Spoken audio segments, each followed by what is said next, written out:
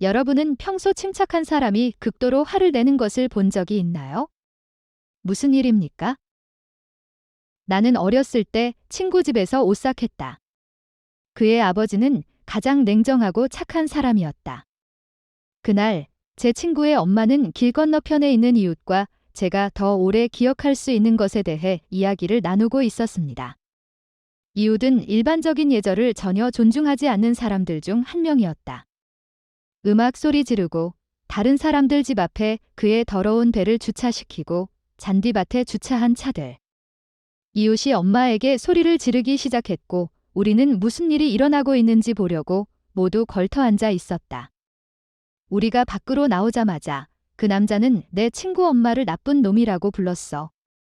내 친구 아빠는 그 말을 듣고 헐크 모드로 돌아갔어.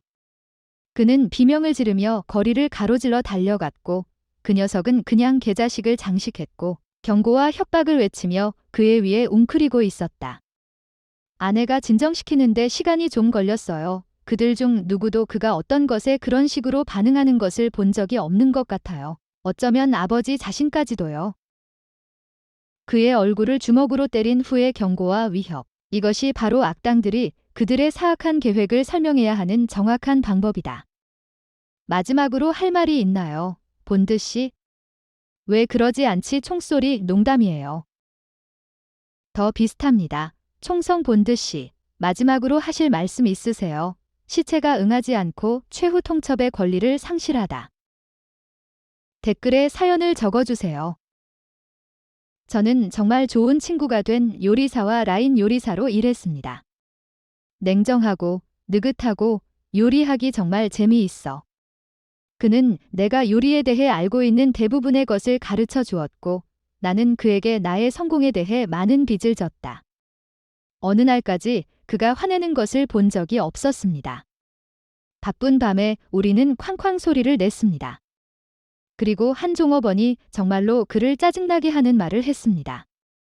제가 그것이 무엇인지 들어본 적이 있는지도 모르겠지만 그 다음에 저는 그가 튀김 바구니를 마하 1의 속도로 부엌을 가로질러 날아갔다는 것을 알았습니다.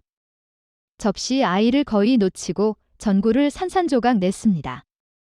그는 담배를 끊고 5분 후에 다시 돌아와 아무렇지도 않은 듯 요리를 계속했다. 그는 다음 날 그것에 대해 사과했고 우리는 다시는 그것에 대해 이야기하지 않았다.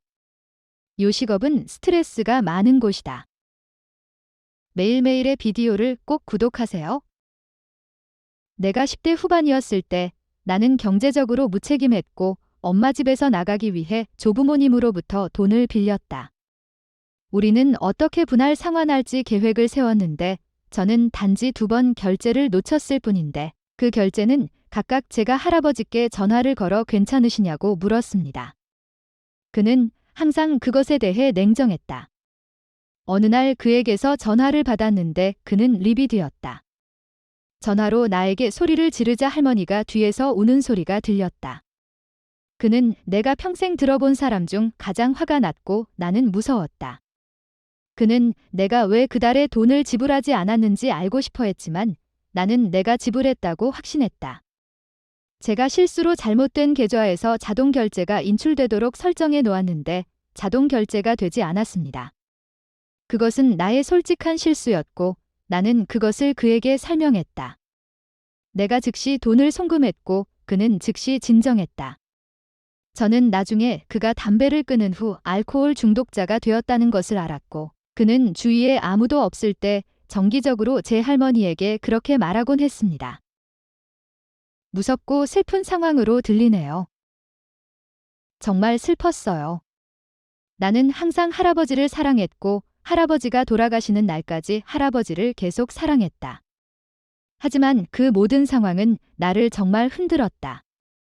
만약 우리가 희망을 찾고 있다면 할머니는 다음 날 제게 전화를 걸어 그들의 문제에 대해 말씀하셨을 거예요.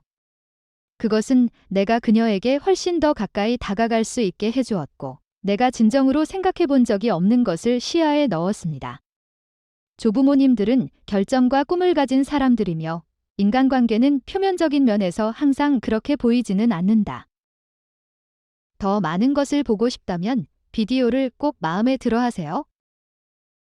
제게는 60대의 알코올 중독자인 친구가 있었지만 그는 제가 아는 사람 중 가장 침착하고 침착한 사람이었습니다. 그는 결코 언성을 높이거나 욕을 하지 않았다. 모든 것이 꼼꼼하게 이루어졌다. 그는 한때 제게 당신이 저속한 언어를 사용하고 항상 소리친다면 당신이 정말로 화가 났을 때 당신은 갈 곳이 없을 것이라고 설명했습니다. 저는 그와 약 3년 동안 함께 일했지만 그가 목소리를 높이거나 욕을 하는 것을 전에는 듣지 못했습니다.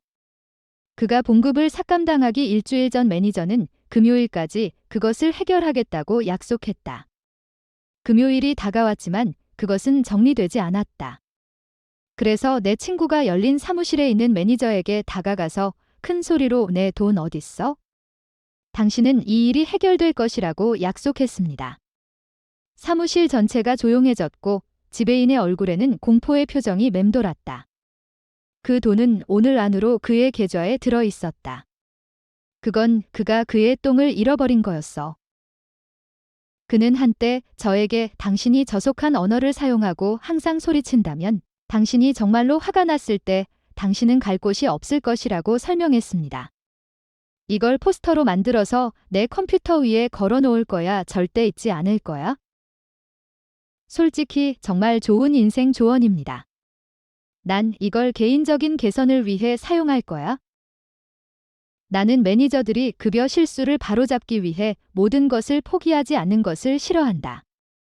매니저와 직원으로서 나는 실수가 일어나는 것을 이해한다. 하지만 월급에 관한 한 절대 빈둥거리지 않는다.